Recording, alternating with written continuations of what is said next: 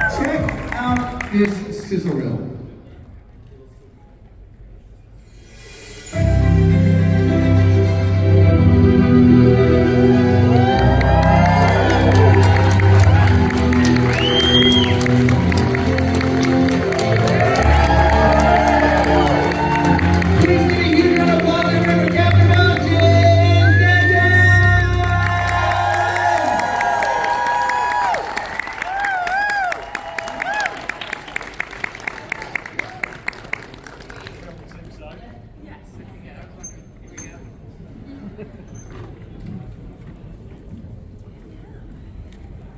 How are you both doing? How's Tampa treating you so far? It's great.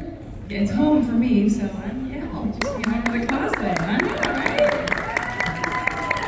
Yeah, this is nice. Very good. Well, I'm going to kick things off with a few questions, and then I see we already have some fans lined up to talk with you as well. I'm a huge fan of The Good Witch. I've been watching it since that first movie in 2008. And I love so much that it kind of redefined the Hallmark Channel in a lot of ways. It kind of broke free from just being like the Christmas channel.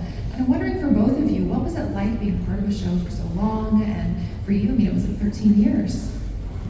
Yeah, I mean, it was an incredible experience. We did one movie. We thought it was just going to be one movie, a little thing called The Good Witch, and people liked it and responded. And we did another one, another one, another one. I think we did 7, one a year.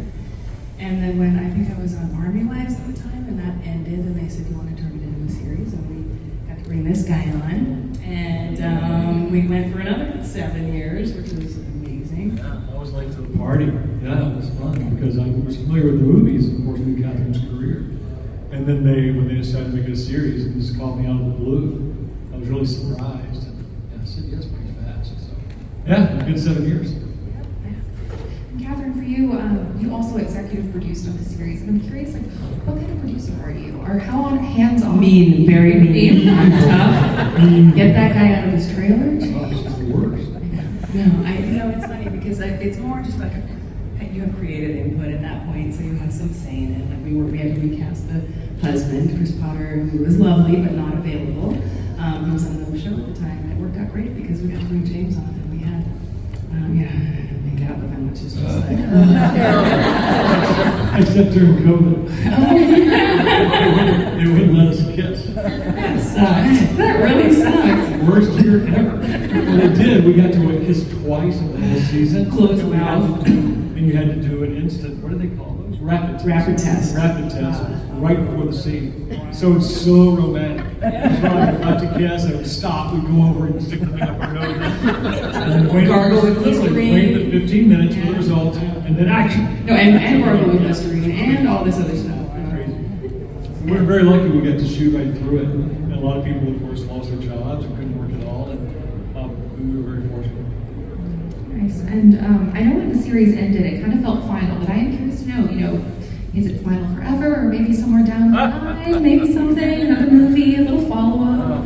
And if there was, what storylines would you like to see kind of continue on? Burning question. There's been so much talk about bringing it back. Mostly from us. Yeah, mostly from us. But a little bit, yeah, we could try. A little bit from the network, once or twice, a couple of the producers, but there are a lot of cooks in that kitchen. Yeah, and there's new people, there's new executives, and a lot of times they want to put their stamp on a network, and there's been a lot of changes at that network, and so And the big stumbling block was, I think there are a lot of production companies because of the movies. So there's Whizbang, there's Hallmark, there's ITV. There were a lot of people that had to sign off. And so we couldn't get all the moving parts together because the cast basically said we would show up and do it for free. Because we still text each other, we're all the nicest people I've ever worked with. So everybody's willing to do it, it's just a matter of the logistics. And we might still, there could still be a movie. I don't think it would come back as a series, but a movie. No, a movie for sure. Yeah. And there was talk about, because at the end we're going to travel the world. Right. And there was talk about, actually, I heard a plot line about Sam and Cassie, and maybe only a couple of the other people from Middleton out. Yeah, Dukes. But we're going to film it in, that was loud. We're going to film it in Winnipeg, as we always do. Of course, yes. The entire world looks like Winnipeg. We did both get to do a Hallmark movie together here recently as well. It came out in 2024, I believe. Yeah, we did two. Yeah, there's two. Cherry Lee. Yeah. And it was fun to play different characters. And we still still got to make out. I know. I bet you can make out. Hallmark make out. Pretty tame. But yeah, it was fun to play different characters because my character in the movies, if anybody saw the Cherry Lane movies, is so goofy, which is fun because Sam Rockwell couldn't be less goofy. So you were very sort of similar in that you were kind of the rock of the movies as well. There's a pattern there. You're always sort of grounded, good actor, and then there's the rest of us. I love that. Are you ready for some fan questions? Yeah. Microphone's right here. And our first one, what is your name? Hey, we know you. You know me, I'm Hiba. I got roped into asking you guys a question. So I'm gonna actually follow up with the Good Witch thing. If you were to do a movie or like a spin-off, what storyline would you guys like to see for it? That's a great question. Yeah, I think we're open to suggestions, yeah. Yeah, because the show is so much, it's sort of a day in the life of Middleton. That, you know, the idea of us going on this around the world thing was kind of interesting, but it's not really what the show is. You know, there's really, in my opinion, it's hard to have a movie or a show without Martha, or without Abigail, or, you know, there's so many great characters. Middleton is so much the show. So that's what I wasn't crazy about. Any idea that took us out of Middleton, I think, might be tougher, so. Because it's such an ensemble, right? I mean, it's about the town. Yeah, the family. If you were to, oh sorry, last question. If you had, like, if there was a way to do it, how would, like, I know there's all the different production companies, but is there a way to do like a spin-off, or would you still have to get rights for that as well? You would have to, yeah. They own it. Yeah. Oh, okay. Yeah, unfortunately, because we just do it ourselves. With an iPhone. You know, we- My replay. I know everybody has to sign off, and you can imagine. And that's what's so tough about it. Yeah. That's we haven't given up yet, because there's still conversations about the movie. But yeah, thanks for wanting one. Those are great questions. Next up.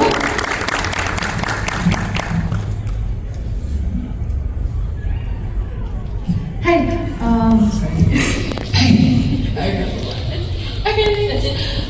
So love the show. Thank you so much for making it and being part of it. I'm curious. It's called The Good Witch, but you guys never really touch on the witchy aspect. Like name it. We do here and there. You know, it's funny, I think the first movie was more witchy, where it was more like, you know. So Oh, yeah.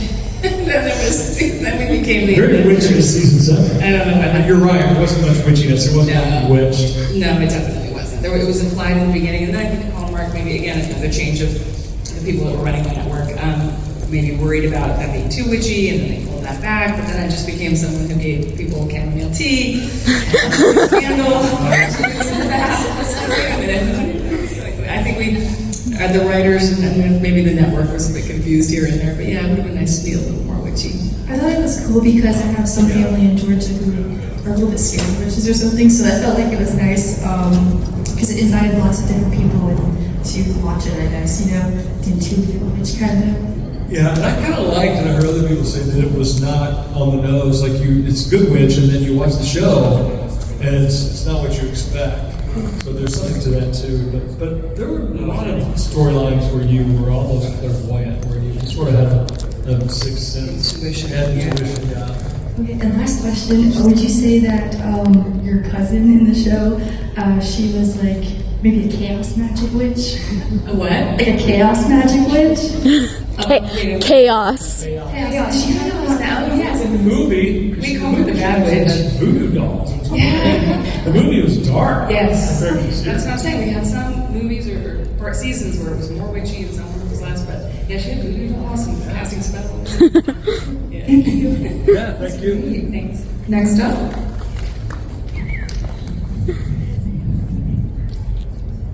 Hi, I love the show, but my question is for James. My first introduction was seeing you was on The Pretender. Yes. I love that show. And I just was just wondering why you changed your name from Jamie to James. Great question. Well, James is my given name, and my dad was Jim, so I became Jamie. And I was Jamie on Face Off and a few movies and Pretender. John fan. And then I got cast in a series called Threat Matrix, which was given the fantastic time slot on Thursday night against the final season of Friends and the first season of Survivor. So we lasted 1 year and it was done. But I was kind of the main guy on that show. And they thought Janie was a little lightweight. I was like an FBI agent, and one of the producers said, "Do you mind using James?" I was like, "If you'll hire me, I'll use James." So, and then you can't really go by Mary. Desperate Housewives, of course, prefer James and it's stuff. And it's my real name, but it seems kind of formal. Thank you. Thank you. Next up. I didn't even know that. Hi, my name is Raquel. I love The Good Witch. It was a wholesome, beautiful, it was a great series and movie. But my question is actually for you, Miss Bell. I've been admiring your work since JAG, when you played a Marine colonel, because I am also a Marine. I am. Oh, that's So, amazing. Yes, and Semper Fi. Semper Fi. But the way you portrayed how a female Marine should be with the decorum and how you exemplified it, I want to thank you for that, because that's how I was when I was in the Corps. But also, while I was in the Corps, I was watching Army Wives. And I'm like, really? And then Army, I forgive you for that. My question for you is, when you played both a JAG Marine and then you played an Army wife, which role did you like better and why?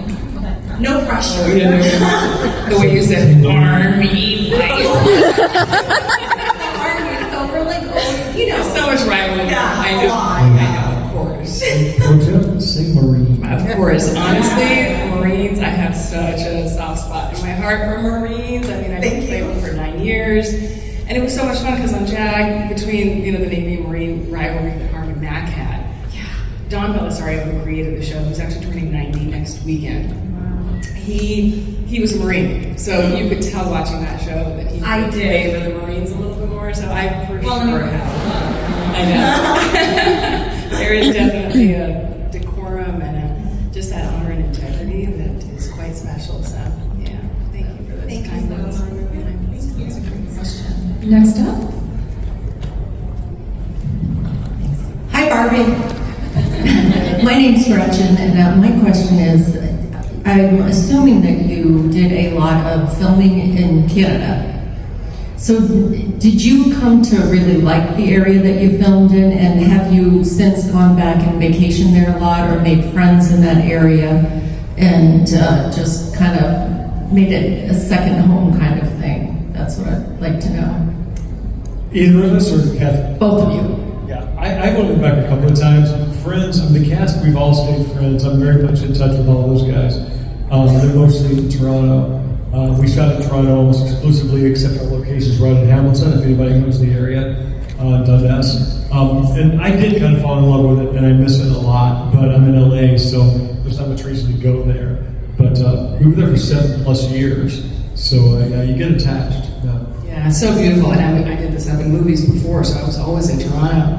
And it's funny because I lived in LA at the time, so I was always flying all the way across, to go to Toronto, back and forth a lot. But it's just so beautiful. And the Lake District and Dundas, where we filmed, was like the Victorian town. So charming, really, really lovely. I have a lot of friends there still. And are there any Canadians here? Probably not. I love Canadians. They were so nice and so pleasant and so welcoming. It's a fun place to work. Well, and just a follow-up question. You said you don't have the rights to it, but what about Bad Witch on Hulu? Thank you so much. I like it a lot. The show. It's a very fun question. Next up. Hey, what's up, James? Hey, how you doing? So, how was it working with the ladies of the show? With the Desperate Housewife. Desperate Housewives? Yeah. What's the question? Yeah. So, how was it work with all that ladies? Estrogen? The whole shebang. It's funny. I would not to spend too much time on that, but I would get. In fact, I appreciate the question. Obviously, Housewives was a life changer for me and my kids. But I kept getting asked questions by reporters in the beginning. So what's it like with all these women on set, all this, cat fights? This is before it started. And when the first got cast, and it's gonna be weird, all those women, I thought, this is misogynist. I mean, what? So it's a show with a female cast. I mean, what do you think it's just gonna be like? Constant cat fights? But it was. It's like, oh, well, okay, I guess they knew. No, they were all wonderful people and, individually fantastic, but I felt like it was a little unfair to talk about it being very differently in a female cast, but it tells you how unique it was back then because there weren't very many female-driven shows. But I found them all to be very lovely, still really good friends with Eva and Terry. I've lost touch with the others, but they're all very busy. But it was fun. We just didn't want to get killed. The members every year, we made it one more year without getting killed. All 4 of the guys. So at the end, I finally got it in the end. But it was a great blessing. I actually have a follow-up question about Desperate Housewives because that was my first introduction to you, and I have a lot of friends who are watching it for the first time and rewatching it also, and a lot of us have talked about how it really pushed the boundaries at that time, and I don't necessarily know if that show could be made the same way today as it was then. And I'm curious, was there an awareness at all that it really was like a boundary-pushing show? Yes, it was, and there was some cringingly uncomfortable for the actors. But the show knew what they were doing, and it wasn't out of apathy or coldness or lack of concern. For example, when Alfred Woodard was on the show and she had her son chained up in the basement, I read the script and I thought, that's what we're going to do? And then there was a scene where Eva Longoria was unhappy with her daughter because she thought he was overweight. So she made her run behind the car to school and wouldn't let her get in the door. And those kinds of things kind of make you, I don't know if you would even, it's groundbreaking, but at the same time it could be very offensive, even though, the Alfred Woodard thing was very simple and with her it gave some gravitas. But yes, there were times where as an actor you just kind of cringe and go, well, all right, we'll see how this goes. But I don't think they would do much of that today.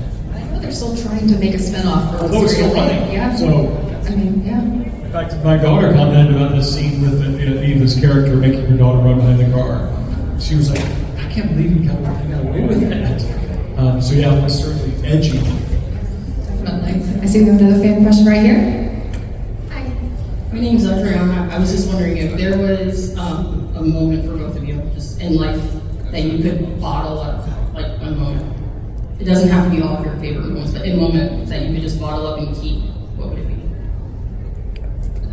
A bunch of things came to my mind right away, and it's not just one, but a lot of moments with my kids, like when they first learned to talk, and like the really cute, special moments of, having hot chocolate with them, and I don't know, just like making whatever art and stuff like that.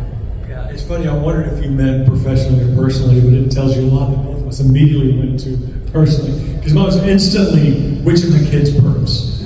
Probably my daughter's birth. I have 2 kids. But that feeling is nothing like it, obviously. Professionally, it's like, it just, everything pales once you have kids, which is so great because I said when I finally had children, it takes the focus off of you. And in our career, you're worried about your photos and your image and getting the next job. It's all me. And then you have your wife has a baby, and it's like everything changes and it makes you a much more interesting, thoughtful person, right? So thankfully, I did mean personally. It's easily the birth of both my kids. It sounds corny, but anybody that's had children and remembers that experience is so mind-blowing. My son took 3 days almost to be born. We tried to have him at home, and it just didn't work out to go to the hospital on that one. So it was very memorable. I just want to say thank you for making Good Witch and having it available during COVID. A lot of us were stuck at home, obviously. You weren't, thankfully, because we were watching you. It was nice to have the upbeat show, and I was able to show it with my mom, which was really nice during COVID. And I was just wondering if there's anything new on the horizon that you want to share, that you can share, that's coming up, that you're working on? I've been telling some of you at my table, I'm just developing a show, which is a slow process, and we're pitching it, trying to sell it, but it's something I'm very excited about. It's about volunteer firefighters in small town America. And a lot of people don't know this, but it's about 70% of America's firefighters are volunteers. So they're teachers, they're, mailmen, whatever they do, and when they get that call, they drop everything and go, whether it's a fire or a car accident or whatever other EMT kind of thing. But so I'm working on that, but it's hopefully in the next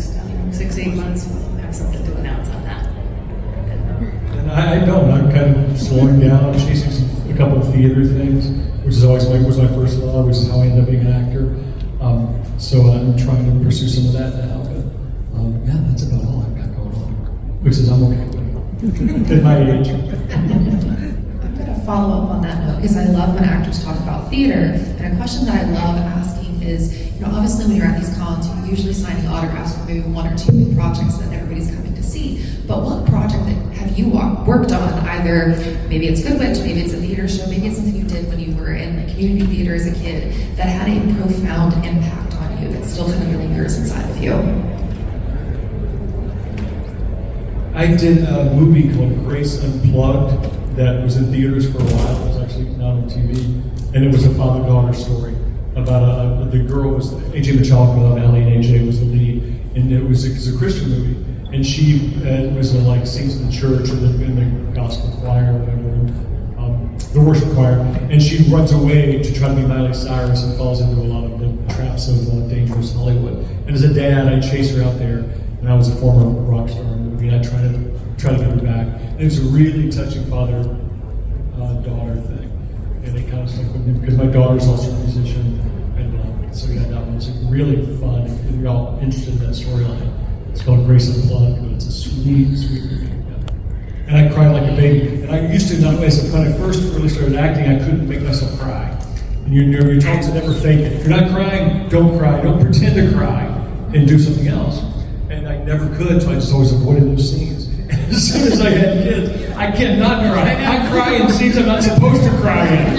It's really kind of frustrating. So that movie was the first time where I got to just let it go. And there's one scene where I'm just like gushing, and the director's like, it's a little much. It's just like my daughter. The older we get, the more we cry. My daughter's like, Mom, you cry at everything now. I never used to. Yep. Yeah, I don't know. Everything for me was like at a different stage of my life, and just so new and exciting and different. So I don't know that I have one particular one. Yeah. Very nice. I see we have one more fan question here. Hi. So my wife and I were able to visit the Hamilton area earlier this year, actually, before Niagara Falls Comic Con, and absolutely beautiful area. Loved Hamilton. And so Kiana Teresa posted a video about the mouth washing during COVID recently, which segues to this question. Good Witch was a groundbreaking series that featured Hallmark's first same-sex kiss with Joy and Zoe, Kat Burrell and Kiana Teresa. How do you think that made an impact on Hallmark and the network moving forward with LGBTQ representation? That's a great question. That's a tough one too.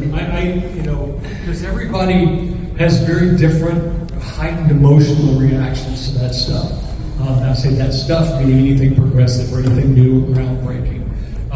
So that's a great question, but it's almost impossible for us to answer because as cast members, we saw it and thought, well, you know what? That's great to represent more people, and in fairness, if it's a good portrayal. But a lot of the audience members, they did not want to watch that or couldn't relate to it or whatever you want to say. So it was an interesting transition for the network, and obviously they've gone very far in a more, whatever you would call progressive, such to become a bad word now, but a more open casting situation, many more minorities. We had no minorities on Good Witch. We fought and tried, and John asked us to look to bring in more minority actors as background and extras. So it was a constant battle sort of there for a while. So it's hard to answer. Other than we were happy to see as many people as possible represented, positively. And at the same time, it was new for the network, so it was like a touchy area for them because you want to just respect people who have been watching a show on a network that's been conservative for so long. And they were very late to the game, and it was definitely time, but it was just a delicate transition for the network. But glad that they finally made some changes there. Yeah, that's a great question. It's a great question. It's obviously kind of a sticky one. Yeah, because it's I did want to follow back onto Jag. I love Jag. I watched it when it first came out. You were on that for 205 episodes, and I'm curious how that experience has now kind of influenced some of the career choices you make, and now talking about this project you're working on, maybe some of the things that you learned from that experience that you're now kind of bringing into new projects. Yeah, it's so interesting. Whenever I talk about JAG, and my daughter's pursuing acting now, she's 22 and new in the business, and I'm like, when I tell her what it was like back then, I feel like such an ancient. I mean, like TV there was like 3 networks, and there was maybe HBO and Cinemax, but not much. And we did 24 episodes every year, and it took 8 days to film it. So we were working 10 months a year. We had 2 months off. Yeah, 18-hour days, 20-hour days, 16-hour days. You know, like. It was, people would come home that night of the week. We changed nights. It was Thursday at one point and Sunday at one point, but you would watch it with your family, you know, you would like actually have dinner and then watch this show. Look forward to that every week. There was no way to record it. Right. I mean, in the beginning, there were VCRs, but yeah, there was no TiVo. Came out. No, TiVo came out while we were doing JAG, and I remember us going, "What's this thing called TiVo? How's that going to affect us?" And it affected us big time. You know, but again, it was such an incredible show to be a part of, and it was successful internationally. I remember going to Italy for a motorcycle race, and those of you that know me know that I like my motorcycles, and I went to Milan, and my husband Adam at the time, we walked out of the stadium and went up to find our seats, and as I came around the stadium, everyone was cheering, like all of a sudden everyone stood up and they were cheering, and I was like, what, is that Valentino Rossi, the racer? Like, what are we, and I turned around again, they were cheering for me. And I was like, what? Like, huge in Italy. And again, it was because they watched it at 7 p.m. every Sunday with their family. And it's just something that our kids they don't know that. They're watching it on their phone by themselves in their room. You know? So that was just an incredible experience to be a part of. And TV is definitely getting away from that, which I think is a shame. I think people miss maybe that weekly aspect, that sort of in your living room. Yeah, the appointment television. Yeah, it was a show about values and integrity and honor and the good guys winning and, you know, and people doing good in the world, and that was really cool to be a part of. And it's neat too because NCIS continues on and they have all of their spinoffs, which I think a lot of people may not recognize necessarily that JAG is the original that, you know, NCIS spun off of, and you've come back to that universe. And I saw last week at SDCC, David James Elliott was saying that like he's not against coming back to that kind of JAG universe. Is there an interest for you too to come back to that character if, you know, it happens? Yes. I mean, I love going back to NCIS and putting on the uniform. But I think, as David said in that interview, I read the interview, and he said usually they bring a new cast in. So it's a great idea, but it's probably not going to be me and David. Unfortunately, we could come in maybe. I don't want that. We want the originals. Thank you. Thank you, and thank you both so much, and thank you all for coming out this evening. This is great. And are you guys going back to your table? Excellent. So if you have any questions, thank you. If you had questions and you were too shy to ask them, you can join them at the table here in a little bit. Excellent. Well, thank you.